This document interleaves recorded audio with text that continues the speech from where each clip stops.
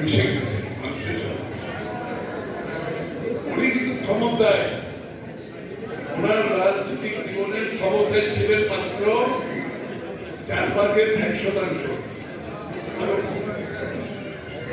পুরো রাজনৈতিক জীবনে ক্ষমতায় ছিলেন 20-25% সময় বেশি নেন। ওনার পুরো জীবনের বাকি সময়টুকু, বৃহৎ সময়, অধিকাংশ সময় উনি আন্দোলন সংগ্রামের মধ্যে ছিলেন। এটা হয়তো আমাদের অনেকের মাথায় আসে।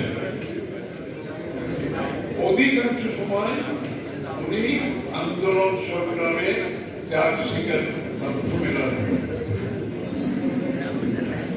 জাতিকে সাহস জুগিয়েছেন, আমাদেরকে সাহস জুগিয়েছেন। আমরা যে দীর্ঘ 30 বছর, এরপরে বিগত 15-16 বছর আপনাদের সাহসের সাথে আমাদের দল,